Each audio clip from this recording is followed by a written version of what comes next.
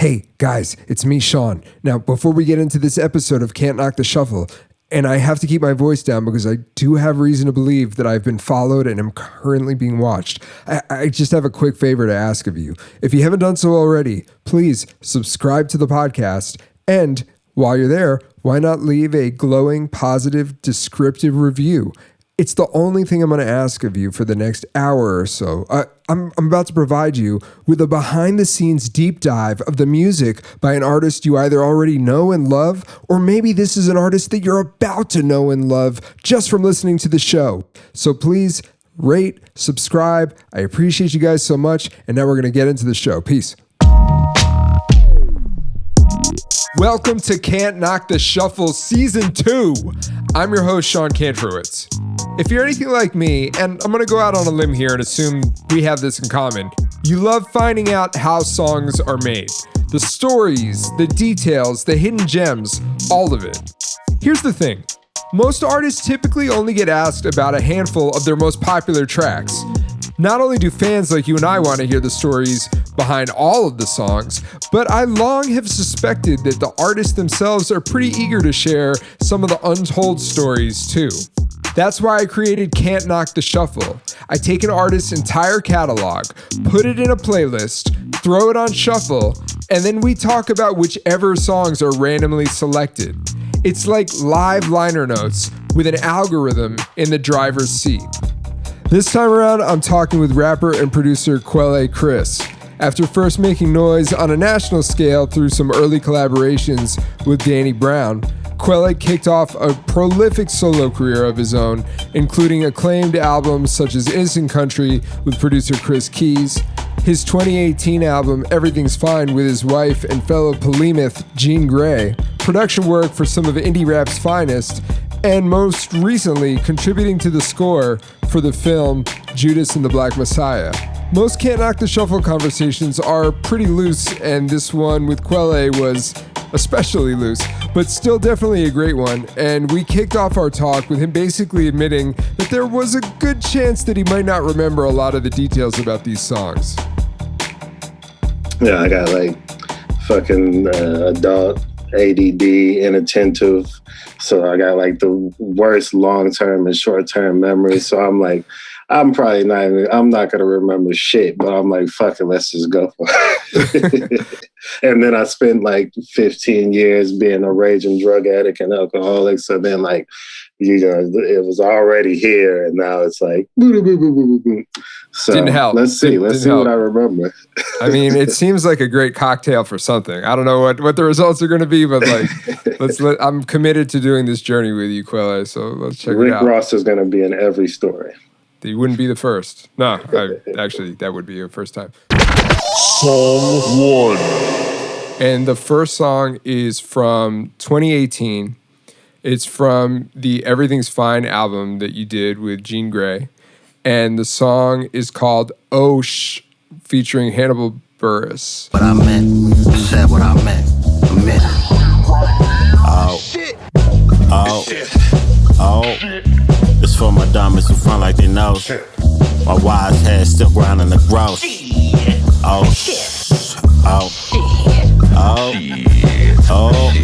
Yeah, this for my honeys, but money that own shit. Blow, niggas get money and grow. I ain't got no fur coat, but I got a book bag full of Merlot. I'm lying, I ain't got no fucking Merlot. At the time that you put this album out, it was sort of kind of a satirical commentary on the state of the world, and 2018 seems damn near idyllic now by today's standards. Yeah. No, that was a beautiful time. The fruit tasted better. The sky was bluer. That was a fantastic time. And it's funny because honestly, humor or sugar with salt is just kind of a natural go-to. I mean, maybe we're generally kind of like tongue-in-cheeky type people, but I don't even really view that album too satirical, really. It's like, like Gene's talking about her fucking dad and fucking people dying, and we're talking about all types of fucking terror. It's like really a terrible album. It's very dark and sad. Ohsh, that's a dope one because it went through different phases. during that beautiful year of 2018 when everything was fine. Initially, I was trying to get Earl on it, and Earl would have been where Hannibal was. And I don't know what happened. I think he just, either he like never responded or like for like a good few albums, my timing was like he would always, like the day after I turned in the album, he would hit me and be like, yo, you still need those verses? I'm like, shit, I just turned it in, which happened with this one too. But, you know, as like time kept going, because there was a lot of people who were trying to get on this album. We were trying to get Pasta Moose on it. He was supposed to be on, we were trying to get him on Orange, Purple, Green, Orange, Yellow. Gold, purple, orange.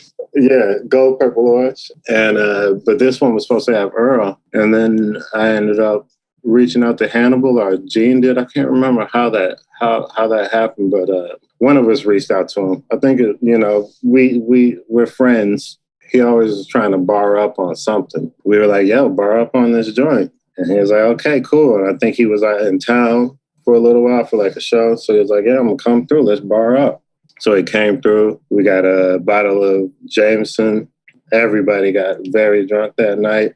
I guess like in the past, like a lot of different joints that Hannibal's been on, whoever else was on the song, like I think like, I don't know if this is supposed to be top secret, but I feel like Mike pinned Hannibal's verse for like the joint that they did. And we were like, no, fuck no, dog. Like, here's a piece of paper, here's a pen. You know, you writing your own shit. Yeah, you know what I mean? Get in there and bar up if you're trying to bar up. So he did. Like, he, you know, got a good portion of it done. He was like, yo, let me just go in there and get this off my chest real quick. He went in there, got off his chest, and then, you know, wrote a little more, went in there, got that off his chest. And the best part about that verse is knowing that, like, when you go back and listen to it and knowing that, you know, by the end of the night, said bottle of Jameson was definitely gone between the three of us. You can hear him get progressively drunker throughout the joint, which is beautiful. There needs to be like an infographic video where you see like the Jameson bottle like lowering and like the X's on his eyes getting bigger and bigger. Yeah. Yeah. So, but no, he killed that. He came through and murdered that. And yeah, so that's like the general story of that song. I think we made it. Is it the first song on the album? It might have been like the first song. I think it's number 3. I'm looking at the track listing here, so it's early in the album. Yeah. Yeah. What's the second one? You got the track one. My Contribution to This Scam is the second one. Yes. Okay. Yeah. All right. So that's what it was. 'Cause I was going to try to make it the first song after the intro. Right. And Gene was like, Dad, you can't have a song with someone else on it as the first song. And I was like, the rules. But I like that. I always like starting. I'll start an album with someone else rapping, you know what I mean, for the whole thing. But we compromised, and I made it the second song. Let me ask you this. You mentioned the guests who are on the album, people you were trying to get, and there are like probably, it looks like there's just as many, maybe not just as many, but there's a significant amount of comedians who are on the album as well as traditional, you know, musical artists. I've always sort of had a theory. I think rap has to be a little funny to be good. I think if you take the humor out of hip hop, it can suffer. What do you think about that theory? Yeah. I mean, I think that's pretty true. I mean, I'm not going to say that sans any humor that is dead in the water. You know what I mean? There's like a lot of just not funny ass shit that's cold as hell. Like, you know, like old Ice-T shit. Like the Ice-T, that motherfucker made no jokes. He was just like, everybody's dying. My mother's on crack. The hustler's on the block. Like, hey, that nigga told no jokes. But you know, then there's like shit that, like, even like if you listen to like shit that technically would be considered hardcore shit. Like, I mean, even like a Method Man, you know, the first jam, the jam, the METHOD Man shit, you know, and, you know, he's in there, the hey, like fat. And I mean, like, there's all the humor in there. At the same time, it's still some hard shit. So yeah, I do think humor is good. I mean, the idea of like metaphors and, you know, similes and things like that, I think it inherently is somewhat sort of predicated on wit. wit, where maybe not as much for the purpose of getting a gut laughter out of you, but there is just a natural kind of witty tongue-in-cheekness to coming up with really good bars, you know what I mean? And so I wouldn't say that it's a mandatory, but I think a lot of the best have that kind of thing because, like you said, there's a certain amount of wit that's involved, and the wit and humor tend to kind of be bedfellows, you know. You had mentioned you thought that reflecting on the content of this album, in your eyes, it's maybe not as satirical, and that it just seems. I think you said earlier that it's like just kind of terrible, all of the things. Yeah. But I remember at the time, it kind of seemed to that point, perhaps maybe your most like praised work, or at least something that was very exceptionally praised. It wasn't just like in the landscape of independent hip hop, there's a lot that comes out, but this was something that seemed to be like kind of catching a lot of people's attention. And that's 100% because of Gene. Okay, well, let's talk about that. I mean, do you think do you honestly think that is, or is that some of that hip hop wit that you're injecting right now into your response? I mean, no, I would say that with wholeheartedness. I mean, I wouldn't say 100%. I'm not going to, sit here and pity party myself. But I mean, there is the combination, a lot of the production, a lot of the ideas. I mean, we definitely came together as a unit for this. But I definitely feel like a lot of the boost that it got was, I think, the run at the time. So like that was coming off of Being You Is Great, which I think, in comparison to all the albums before that, for me, that one really kind of resonated with people. So you had like an expanding fan base off of that going into Everything's Fine. If the next album were just me, I think it would have received a certain amount of fanfare. But I mean, when you're talking just emceeing alone, production, ear, for what will work and what's not. I mean, Gene's presence physically and sonically, I think was really like a big boost for that. And also, for a lot of people, for whatever idiotic and lazy reasons, they kind of felt it kind of was like Gene just like fell off the face of the earth, or like, she's not making music anymore, even though it's like she's been putting out things like every freaking year. Right. So I think that also brought a lot of attention because people were like, oh shit, like Gene's back. A lot of people like tolerated me being on the album. They're like, there's this new Gene album and she's got her husband on there. She dragged him along.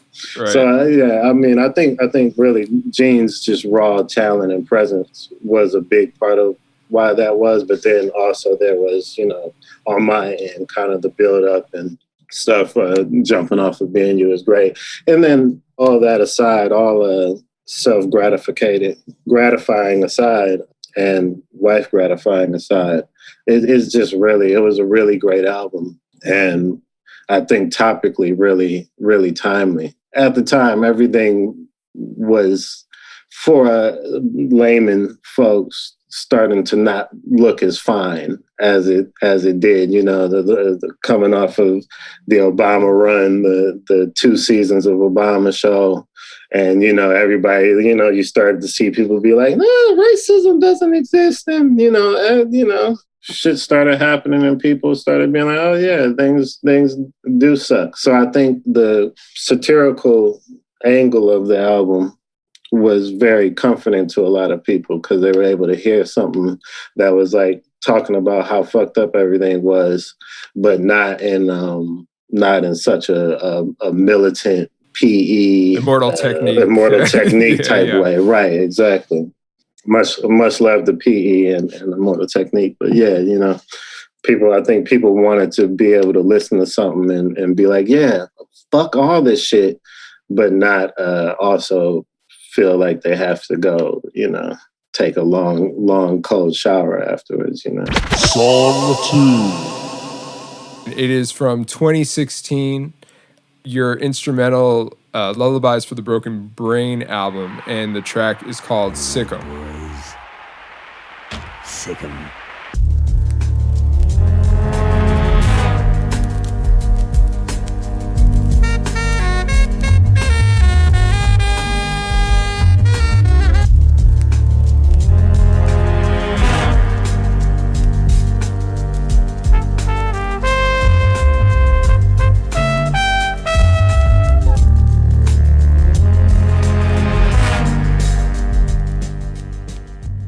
Where was your head at when you were making this project, the Lullabies for the Broken Brain? It's a very good question. I'm just gonna go off of the title and assume that my head was in a very bad place. It was mighty broken. I can't remember what I was wrapping up first, if it was Innocent Country 1 or that. I'm guessing it was Innocent Country 1, which was like 4 years in the making. I like started that album when me and Chris first met. Don't think like I wanted to write, you know. I wanted to do something a little more instrumental. It felt easier, you know, even though that's always kind of how I go into things. I'm like, no, this would be easier. And like months and hours later, I'm like over there stressing over every little detail. Stress finds a way. Doesn't it always fucking find a way? But Lullabies, yeah, I know I was in one of my self-hate periods that I kind of go through. I'm like, everything fucking sucks, and I fucking suck.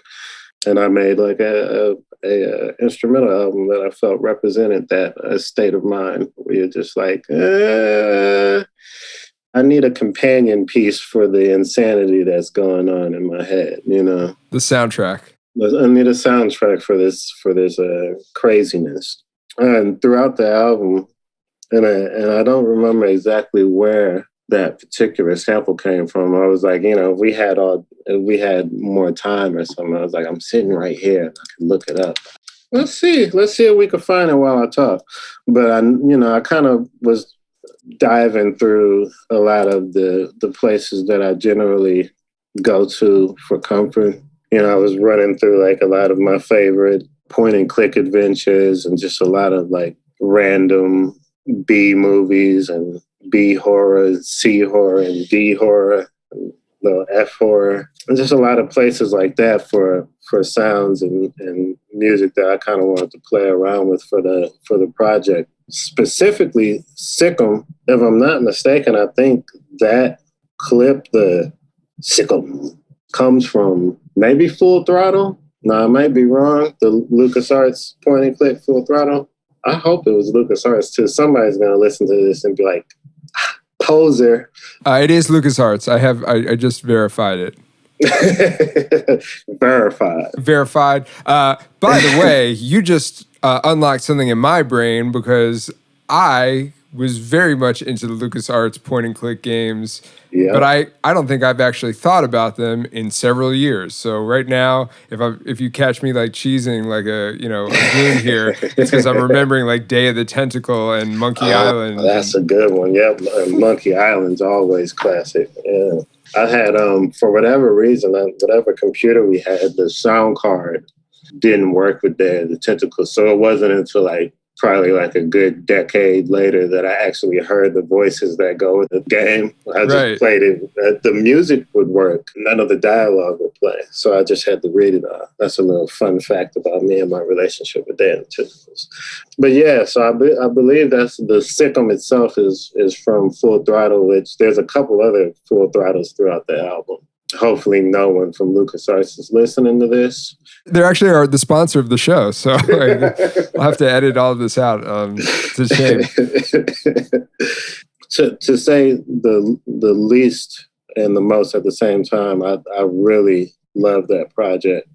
And I'm glad that over time, I feel like more people have been coming back and finding out about it. I've really been on the fence as of late if my next project is going to be a couple vocal ones that are kind of in the air. I started one with Alchemist, like back right before Trump became president, and been like adding songs to it over the last 4 or 5 years. I'm like between like, should I do that? But like, or should I do another instrumental one? And I think really I'm in a place where I want to do another instrumental project. But at the same time, I love Lullabies so much that I'm like, do I want to feel like I have to top it? Do I want to just go a whole different direction with it? So Lullabies has been in my head lately. I would imagine, though, that it's like, it's not, if the music, which I would assume for you, and then especially instrumental music, is sort of a document of where your head is at, unless you're feeling particularly fucked up as you were when you made Lullabies, it would probably sound different, right? Oh, well, yeah, yes. Oh, no, I mean, naturally and sonically, I'm usually like the idea of topping something is more putting yourself in the shoes of listeners, because I'm never going to compare. Like, every project I make, I always like better than the last projects. So I know I'm going to love it, but I don't want people to hear it and feel like they have to compare it to Lullabies. However I would approach it next, it's hit me in like little ways. You know, there's been a couple moments where I've been like, yeah, like I think, you know, like sometimes I'll sit and I'll work and I'll have to do something. Let's say like someone wants to buy some production or someone needs some production. Moments like that will happen and they'll kind of force me to kind of dive in to a lot of what I have instrumental wise and things that I've made and that I just kind of have filed away. And like I'll stumble across certain things. I'll be like, oh, wow. Like, oh, yeah, that's or like I'll sit and I'll make some and I'll make like a couple ones where I'm like, oh, that's the direction. But so far, like nothing has like fully pulled me in to being like, this is the feeling that I would want to go for the next one. But I keep getting tempted. So there's going to be another instrumental album coming up. I don't know if it's going to be the next one, but today's Quelle believes it might be. Song 3. It's from 2017, from the album you mentioned earlier, Being You Is Great, I Wish I Could Be You More Often, and the song is called Birthdaze. First place, I seen the fork in the road. I chose the third way. All sucky, ducky, quack, quack. Sunshade and dark rays. Life hand me cherries on top. Cool whip and ice cream. You can't keep it together. You don't like nice things. What are you here for? Why you ain't here more, man? I'm always down for the ride. I need to steer more. Say what you want. Genius savants. Is it the anti-birthday anthem, maybe? Yeah, something like that. It's so Swarvy had sent me a handful of beats, and I started writing over a couple of them. Yeah, I started writing over one called About Girls, one called Airplane Mode. These are the name of the beats he sent, and one was called Birthday. Being the creative mastermind I am, I wrote a song about birthdays over it. Before you get into it, because that brings a question to my mind, do the labeling and the names of tracks that are sent to you, does that, I mean, I obviously did in this case, but does that typically have any sort of influence? And I wonder, too, for you as a producer, you're sending beats. Are you reverse engineering when you're sending somebody beats, like what you're labeling them? Doing some David Blaine type shit, like a little mind trick, like, let me guess the number. And I'm secretly like 666. No. And in most cases, no. So this is really a rarity. I think like if I wasn't standing in the room with paint on my hands, my general answer would be like, nah, the name doesn't, but I got paint on my hands in this circumstance. So yes, clearly from time to time it does, but not when people send me beats, but sometimes my own beats, the name of them tends to drive sometimes what I'll write about over them when I go back and sift through them. And I don't know if that's because like whatever I named it was like the feeling that I was already, so it's like a little memento note for myself to remember what I was feeling when I made it or not. But a lot of times when people send me beats, the name usually doesn't end up driving it. But yeah, in this case it did, and for a great outcome. This is a fun song. It's kind of sad. A lot of the songs on the album are very like self-deprecating. I don't know why. I don't know where I was at that time, but I was definitely in between a lot of chapters in my life. So maybe just kind of that idea of being like, yeah, everybody's like, oh, yeah, you're growing up. Like, what's the one thing everybody celebrates and is super excited about when it happens? And for me, at least, I'm like, it's just another fucking day. You know what I mean?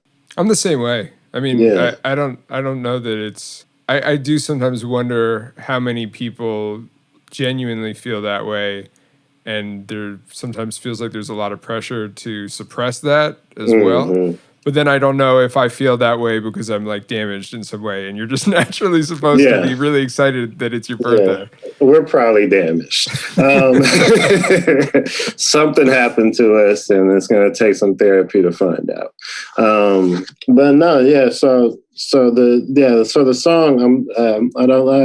I remember where I was when I was penning it. I was living with Cavalier, who's my brother and an artist that I work with often. That's the professional tag for that.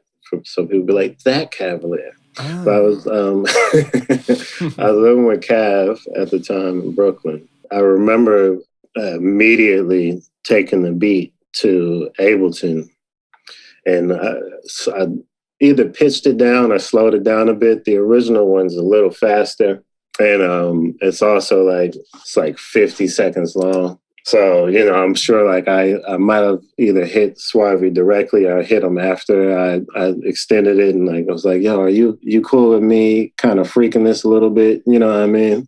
And I'm sure he was like, yeah, sure. Go ahead, and just remember you got to pay me for that shit. And I was like, yeah, I got you. I did finally eventually pay him for it. I paid him for it super late, and I'm sorry about that, Swarvy. The chorus is probably the first thing that came to my mind. If I'm not mistaken, I remember that song came to me quick. I probably finished writing it, if anything, within that hour or two of sitting down with it. So yeah, sometime in 2014, I sat and penned this song that ended up being one of the singles. Right. You and a bunch of kids at a birthday party. Yeah, that was awesome. That was the initial idea was kind of just based around just everything, like just a really long, slow cut of just that general sitting at the table and rapping with the cake and the kids, other kids at the table. Like a single shot, you're saying? Yeah, just like one long shot. I came to Dunce with the idea, and we met up. Dunce Cap, who did the video, but is also a great producer and MC in his own right. And if you have some time or don't have some time, make some time and go check out Dunce. Oh, that Dunce. That Dunce. So yeah, Dunce Cap directed the video. Dunce, like he goes for it. He also did like Buddies for me.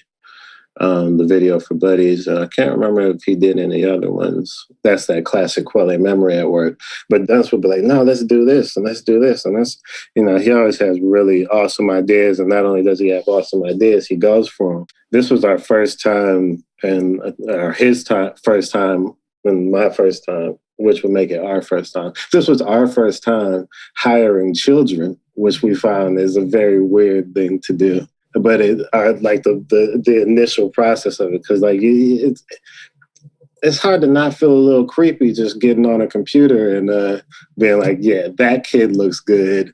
That's a good looking kid. Like that's a kid I want to put on film. Yeah, there's creepy undertones, and then I produced a commercial once that primarily was all kids. So once you get past the creepy component that you sort of like are assessing. There's also the whole notion of the day of. There is sort of an adage that I think exists for a reason, where they're like, don't shoot with kids or animals because it can be hard to corral kids. Mm-hmm. So was that the case when you guys made that video? Well, that's why I was getting like the initial thing was like, oh yeah, this is kind of weird. But then you're like, you get over that and you're like, that's stupid. It's not weird. And people hire kids all the time to do awesome kid shit. So you get past that. You get to the day of filming, all the parents show up with their kids. In our case, and, maybe luckily, or maybe this is just, how it turns out most of the time, like all the kids were awesome. Like all the kids were great. They were like wild professional. We had a blast. They were like coming up with ideas themselves. We were like, fuck it, yeah, you just run the show. The parents were cool, and like people made like lifelong like business and friendships in there. Like there's a couple of kids from the video that still work together all the time and stuff. And it's like, this was awesome. And we got pizza and everybody was excited and ate pizza. And no, it was like great. And then there was like one kid that was like kind of an asshole. And I was like, yeah, that's even like, you got to have at least one asshole kid. And like, yeah, it was just a beautiful day and a beautiful shoot. And then afterwards, in like classic parent mode, we all like drank and smoked weed. And then, you know, like it was a great, it felt like it was a real birthday party. And I don't know if that comes through in the video, but I mean, for me, like even going back and looking at it, I'm like, yeah, that was like a really fun birthday party. It might have been probably the most fun birthday party I've had before, you know? I mean, for a birthday party to work, the fact that it is actually literally someone's birthday seems like a minor technicality. If you just assemble all the components and it's not somebody's birthday, I think it still counts. Yeah, no, it is very true. It's very true. Like I filed that away as a personal birthday party, and I'm 100% sure it was not my birthday, nor was it anyone's birthday in the room at the time. It was your 30-something and a half birthday. Yeah. This is from 2020. You're also a producer, as we spoke about, and this is from Homeboy Sandman's Don't Feed the Monster album, and the song is called Walk by Faith, produced by you. Yeah, it's hard to shake the thought disaster's coming next. When things get grimmer than they've ever been. The only way it seems like I can win is to walk by faith. The times when I can't see, I believe in God. God believes in me. I walk by faith. A perfect match, in my humble estimation, in terms of he's somebody who has so much character, and as I mentioned earlier, your beats and your production kind of oozes that same kind of character. How long was the process of you guys working on this album before we get into the song? Technically, it was years. There's been a lot of like back and forth between me and Sandman. Let's say about like 5 years ago. Let's say like 2015 or something. Sandman started reaching out to me, being like, let's do some jams, you know what I mean? Let's work on an album. And at that time, I always felt like, in the stories I've heard on Sandman, I was like, he would 100% hate me. You know what I mean? Because I heard he's like super healthy at the time. Like I heard he would be like no cursing around me, and not, you know what I mean? I heard like all types of like maybe true, maybe not stories about Sandman. And at the time, I was like, debaucherous. And, I was just like, and I cursed like every fucking other word. And so I was just like, there's no way. But I've always respected Sandman's work like crazy. This sounds like the premise to a sitcom. Like, yeah, they're right. The odd couple in hip-hop and hilarity ensues. Tuesdays on CBS. It really was. It really was. But, we tossed around the ball on doing some joints together for a while, primarily because of me and the way that I operate. We just never would get around to it. Hollering at him about, hopping on Being You Is Great for the joint Pendulum Swing that Alchemist produced. And that shit was butter. So I was like, cool, now we finally got this ball rolling. But, still nothing happened. Like I said, most likely because of me, because Sandman is like really on. Like Sandman's like, I'm going to do something. He's going to do it. If he says the minute and second and millisecond that he's going to do it, he is going to do it at that minute and that second, that millisecond. And me, again, ADHD and shit. Like I'll be like, yeah, this is getting done today. And like 3 years later. Asterix. Yeah. on a day like today. on a day just like today, it's going to get done. But so anyway, like time keeps going by, going into maybe like 2019-ish. Euro Droog and I are still kind of hammering out this project that we had started that never came to fruition, unfortunately. But a lot of the songs from it have surfaced in a lot of different places over the last couple of years. In that time, I was like feeling very producery. Sandman was like reaching back out about doing one. I think I was also like trying to start one with Elzai, and we had got a couple songs in. Going back to how Sandman works, which is like fucking beautiful for someone like me who could be so scatterbrained.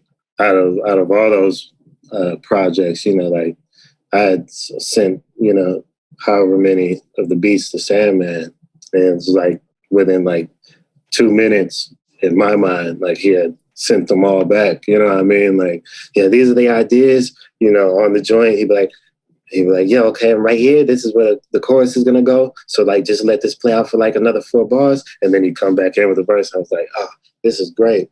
So I was like, this is gonna happen because like just the physical chemistry for it is perfect because like I need to be hands-on. I love being hands-on.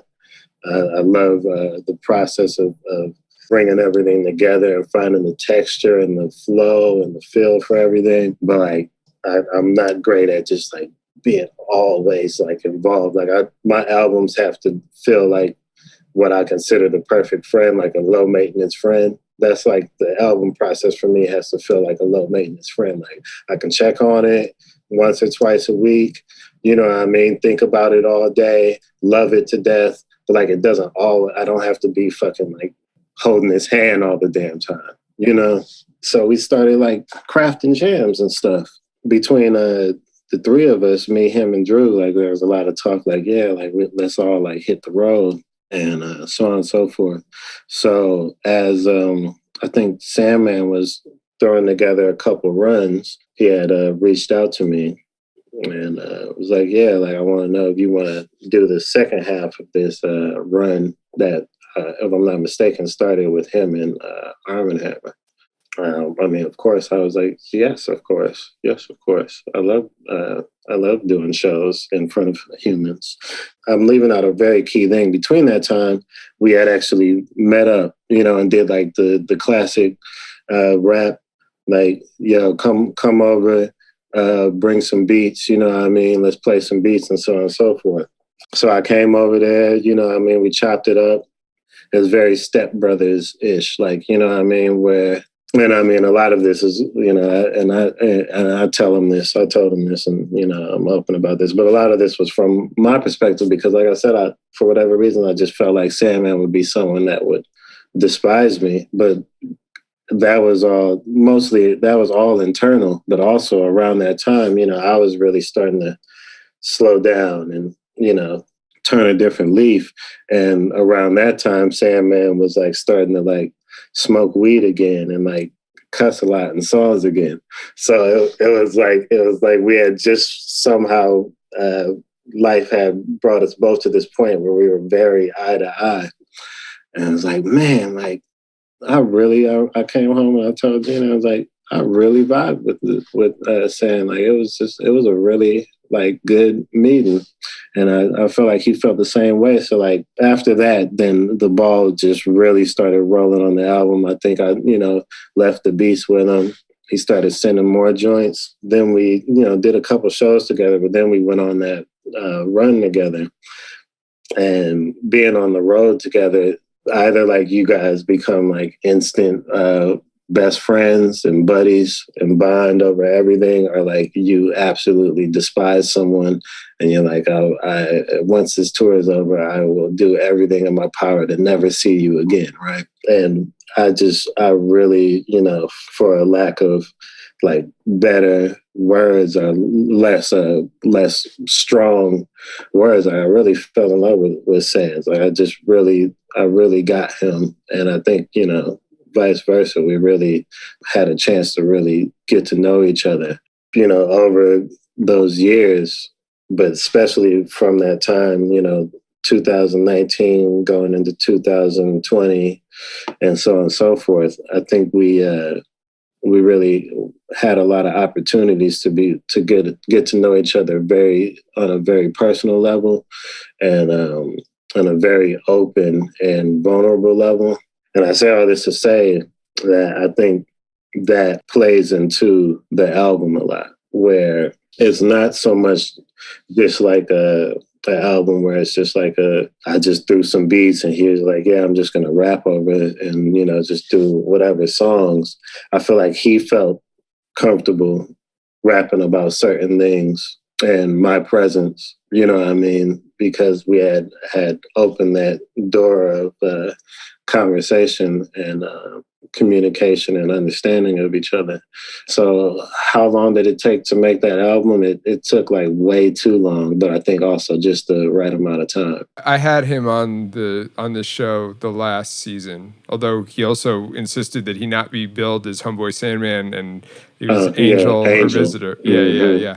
But, you know, we talked about that, how it was a very personal album. Did you feel like you were kind of digging in like a bag, like a Homeboy Sandman bag? Or were these just sort of like beats and compositions that you could have gone anywhere, but he just happened to sort of flock to them? The initial some odd songs that were written, which like, you know, and I don't know if he told you this, but like a lot of the songs when we first started them, like one of them, actually, I believe it's the one that the first song, Trauma, was initially like a song called like Motherfucker, where he was like, motherfuck this, motherfuck that, motherfucker this, mother, you know what I mean? So like the process and how much we changed from the start of that album up until the time is pretty crazy just in and of itself. But so a lot of the songs, that first grouping of songs were off of those first beats I sent to him,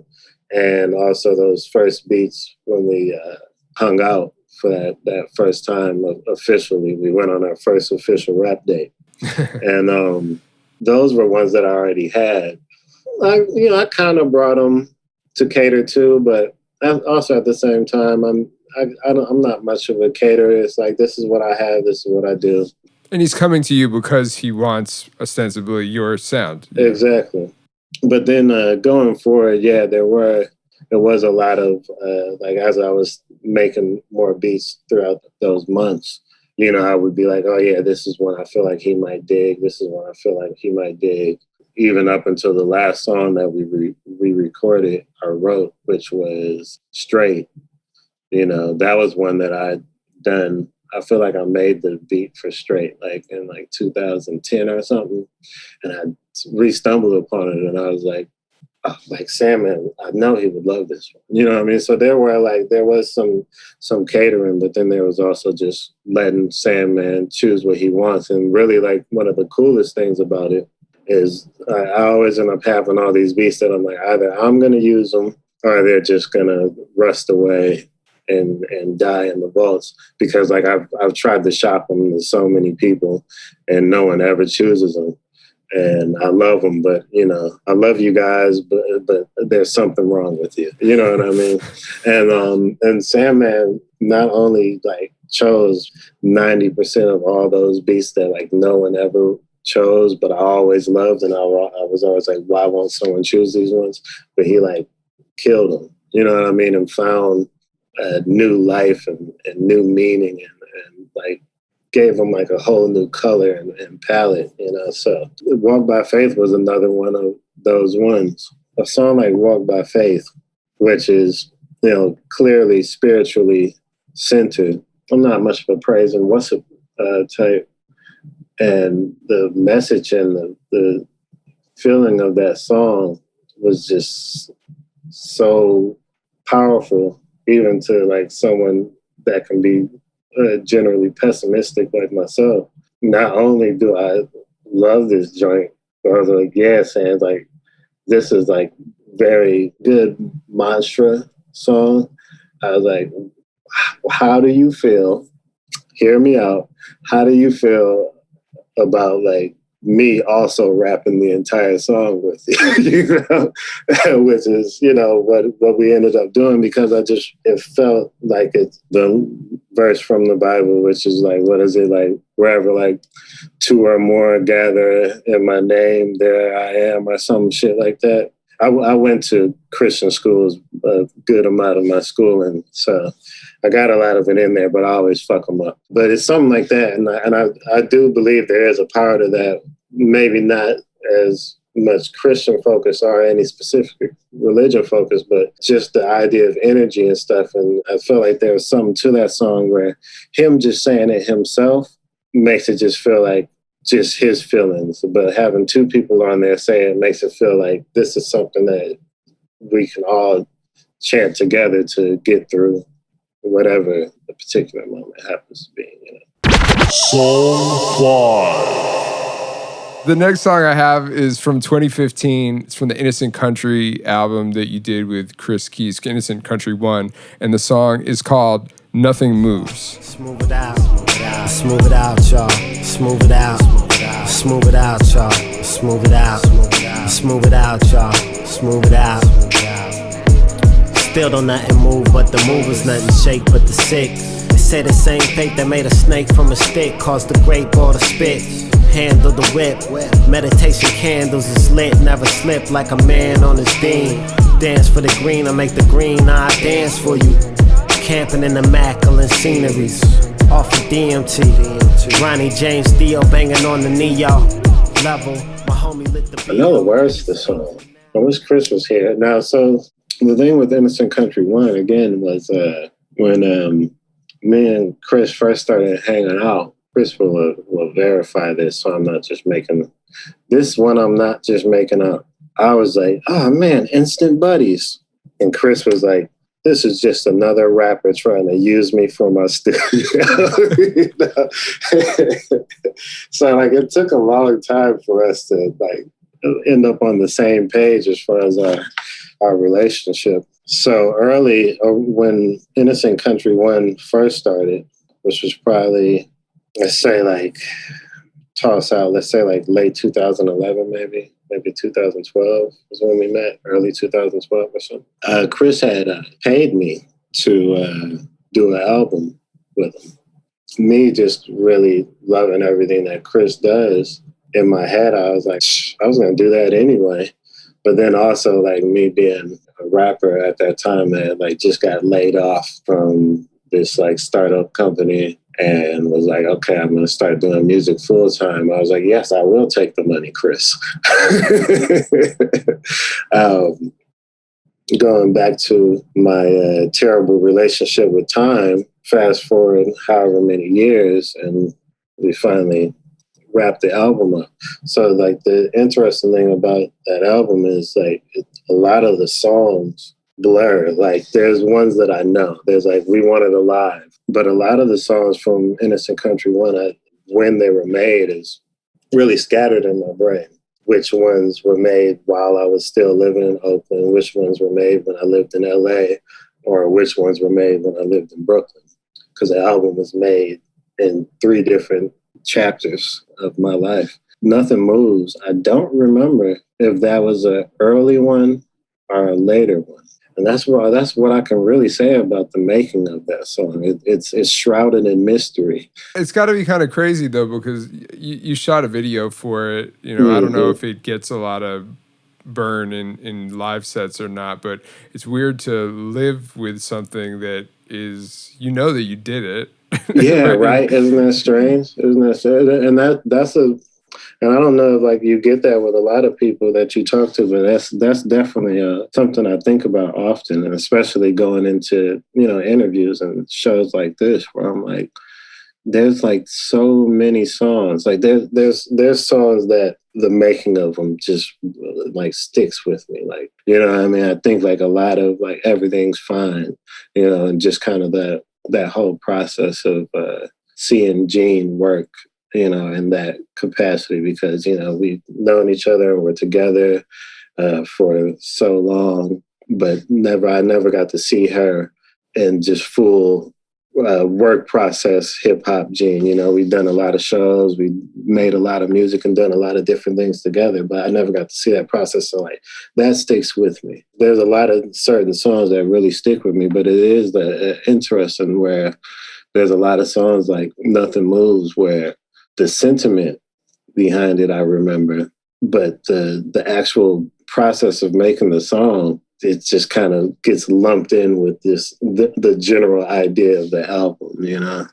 I mean, that happens to me when I will sometimes go back and revisit folders of tracks or songs or beats. Mm-hmm. Probably even more with instrumental music, it can be a little bit easier. It's almost easier to have them disembodied from their origin, because sometimes you just look at it, or I'll hear it.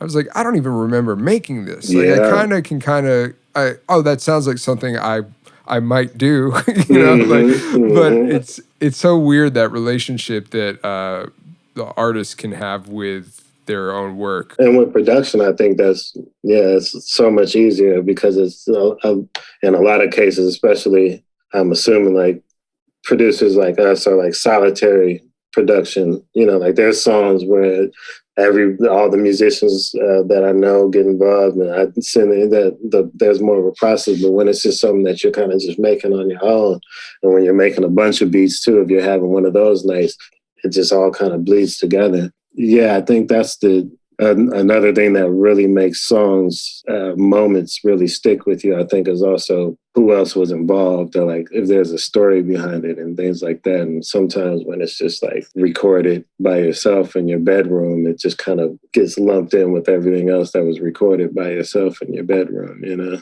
It's also strange to come to the realization that unless like Chris Keys shows up with a cape on, or someone that happened to be there when it was made shows up and it was like, yeah, no, I remember when you made that, this, and that.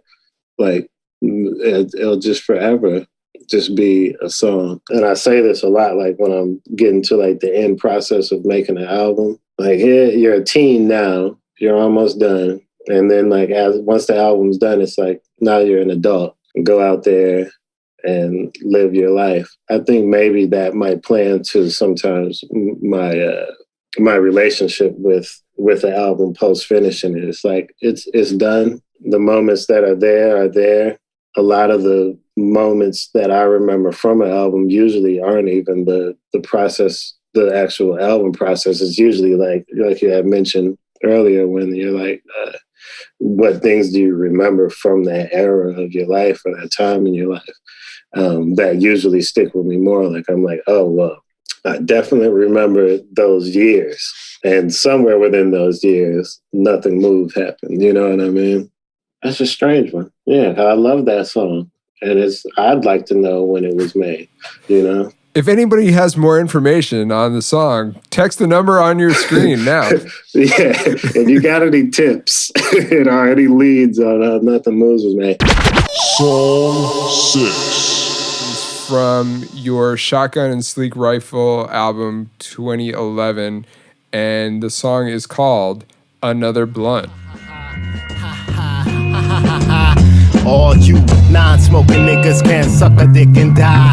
Green room, tinted gray, everybody fried. Hit the corner store for Easter, balance out my high. Cruise the aisles, owners be like, hurry up and buy. If you ain't never chiefed, you geek, you need to try. Why would you walk the streets when you could fly? Quelle eye, roll out of bed with red eyes. Your parents told you they never smoked, they dead line. Lemon ice, Tropicana perp, oh my. Another entry into the canon of weed anthems.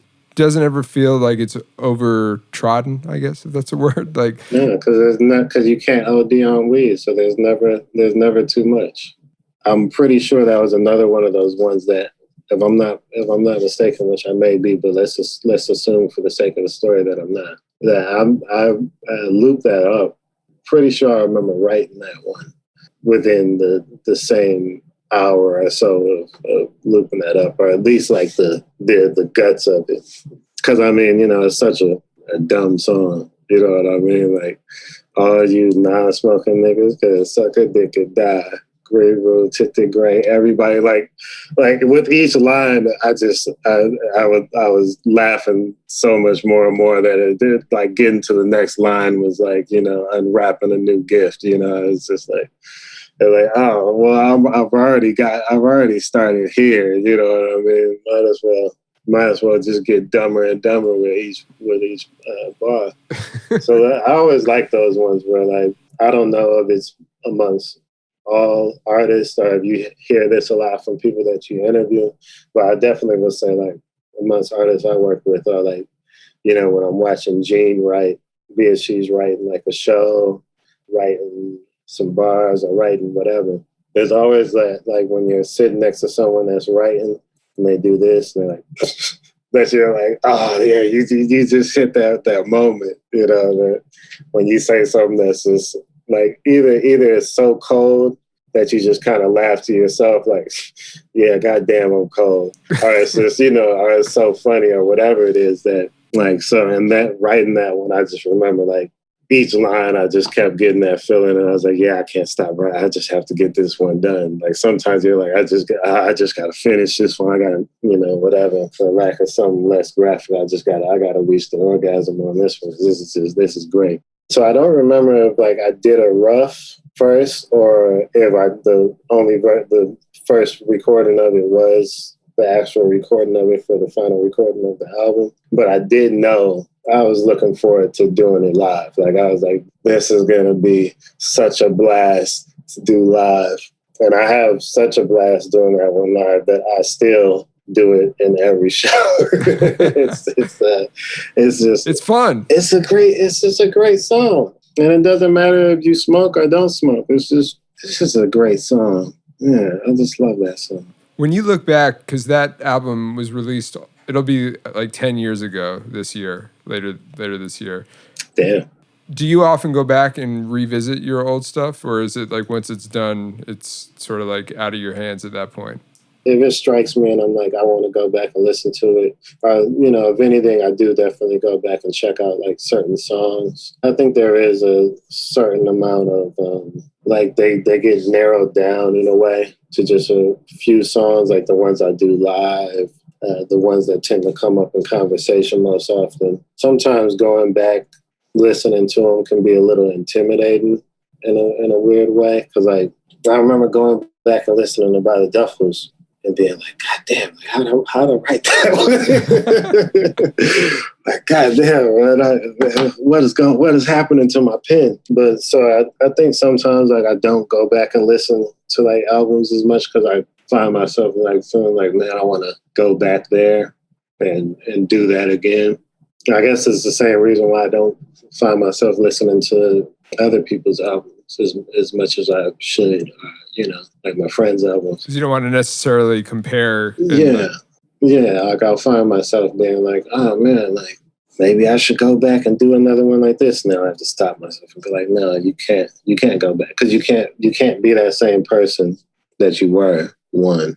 And if you try to do that, it's noticeable. Kind of like contrived.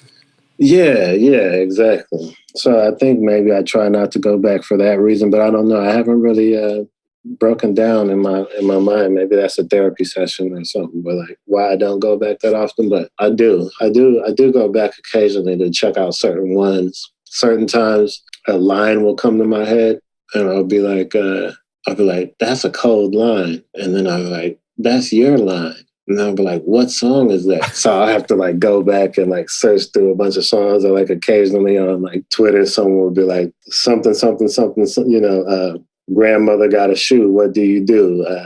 Quotation marks, hyphen, Quelle Chris. I'll be like, when did I say that? You know what I mean? So I have to go back and check them out. But, you know, I don't want to say it in like a very, like it's some sort of like super artsy, pretentious reason why I don't go back. I think it's just the albums is for me. And I guess this also plays into like remembering why songs or how songs were made and things like that.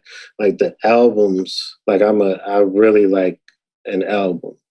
And I don't know if it's just been by fate or by like some sort of subconscious habit or something, but like usually getting to the end of an album is also like closing some sort of chapter and moving on in my life. And I think sometimes like with albums, I don't usually go back and listen to them in the same way that I don't dwell on the past as much as I should. Probably, I'd probably learn a lot from myself if I dwelled on the past a lot more, which is something I've been trying to do lately, you know, become a better person and so on and so forth. Well, I mean, the great thing is that it's there for whenever you do choose to or choose not to, you know, I think I just don't usually go back because I'm always in a place where I'm thinking forward, or what am I going to make next? Or what's happening now? But at the same time, I think because I was there and I went through all this stuff, like there's a lot of more weight that comes with like going back and listening to things. You remember a lot of stuff and maybe you don't want to remember. Or for me, and a lot of albums, I see something or hear things in there.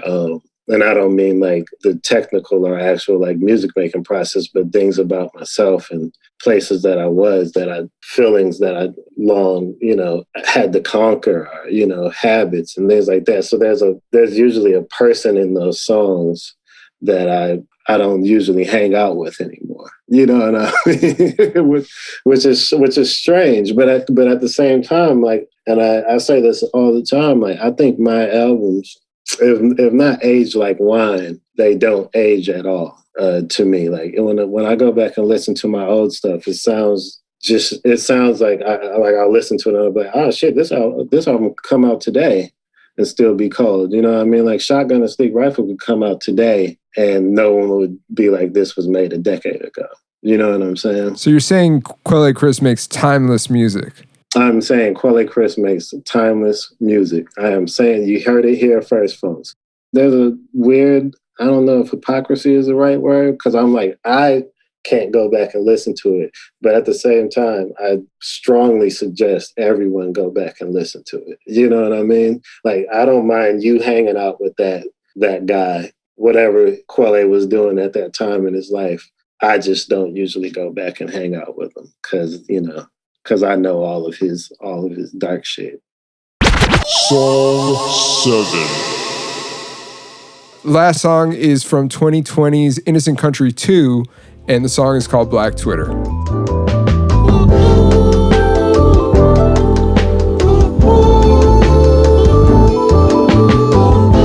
Blackberry pie, black terry birds. Good luck from black kitty cats. Favorite color, favorite word. Black coffee or black tea served. With a pick of Kermit sipping, you get that read up on Black Twitter. Takes more than February for black absurd. Vince Tip said black is black, and the congregation sang for sure. Feels a little bit a different slice of the personality that you, at least amongst the ones that we've gone through in this random selection. But the album itself is has a different vibe, right? The Innocent Country too.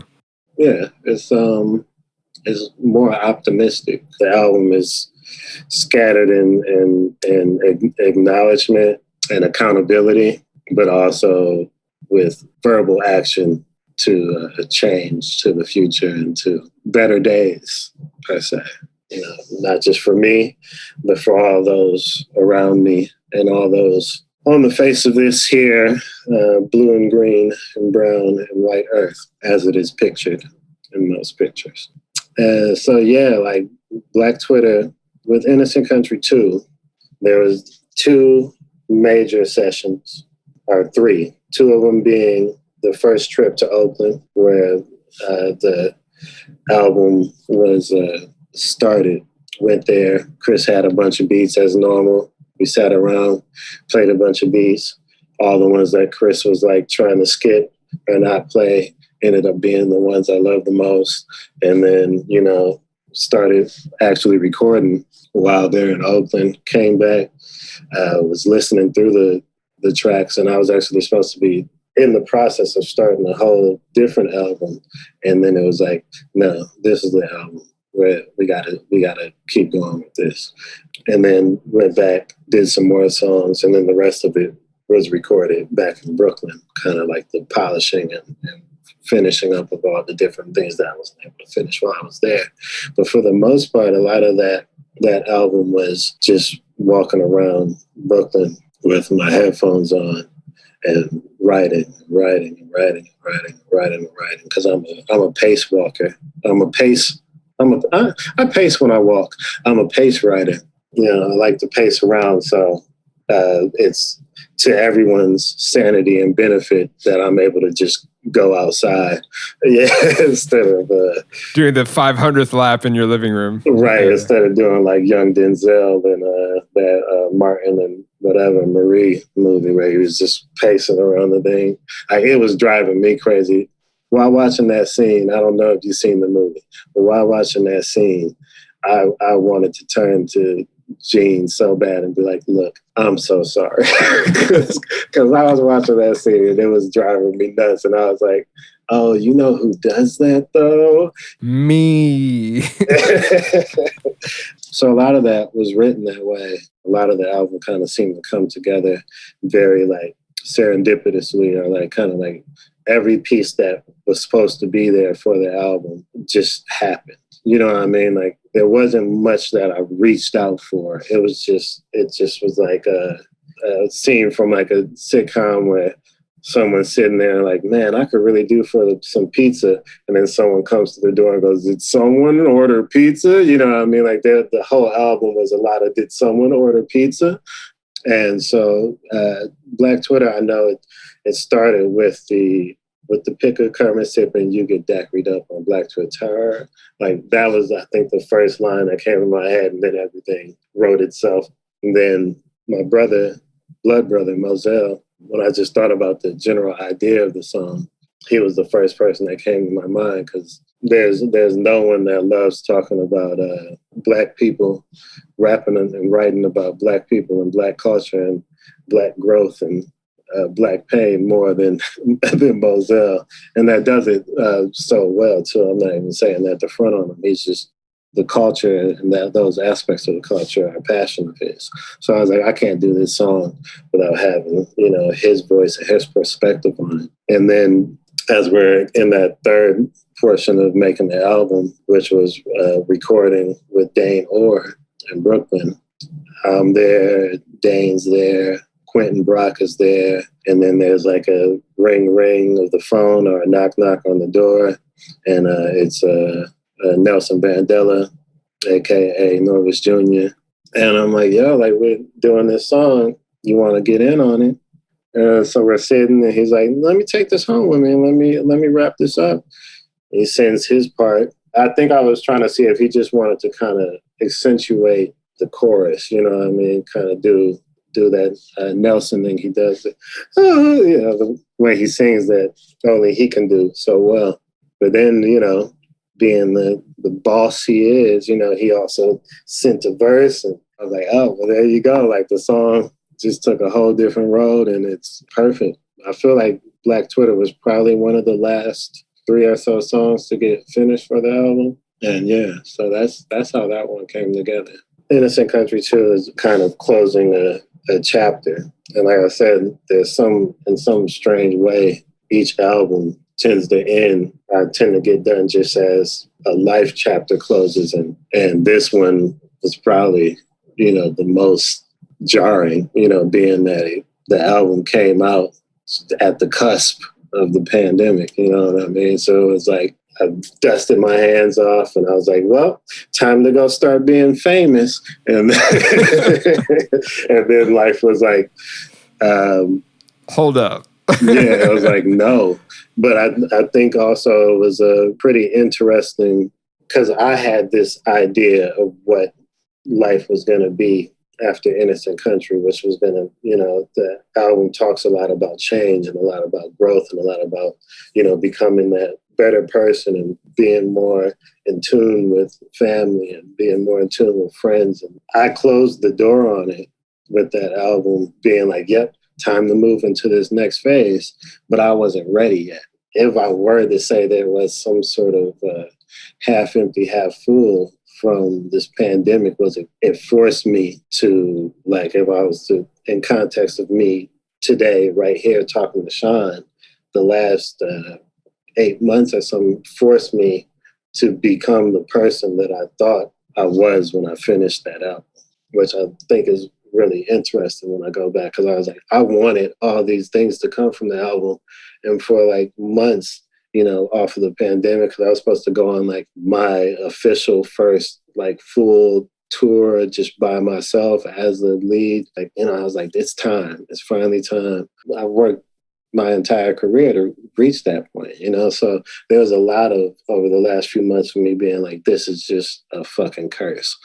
And in hindsight, I look back and I'm like, I wasn't ready for what I wanted. And now I'm ready, but it's not there. but I'm ready now when it comes. Now all I have to do is make an album better than Innocent Country 2 and and finally claim my prize, which is world domination. I had a great time speaking with Quelle Chris, and I'd say that despite his disclaimer at the top of the episode about having a poor memory, he did a pretty great job at sharing the stories behind his songs. You can keep up with all of his releases by visiting quellecris.bandcamp.com. Check me out on social media at Sean Dammit, and if you like Can't Knock the Shuffle, please be sure to subscribe and leave a review. Do you have something to say that's maybe longer than a tweet or a comment? You can email me at can'tknocktheshuffle@gmail.com. Do you like the minutia of rap nerd trivia? Check out my other program, The Questions Hip Hop, by visiting questionshiphop.com. And finally, be sure that you're checking out all the other excellent programs on this here Stony Island Audio Network. It really is home to some of the best hip-hop podcasts in the game. Shout out to Open Mike Eagle's What Had Happened Was, Dad Bod Rap Pod, Super Duty Tough Work with Blueprint, Fatherhoods, Selfcore, and we've got some more cool stuff coming down the pipeline. Thank you for listening. Till next time.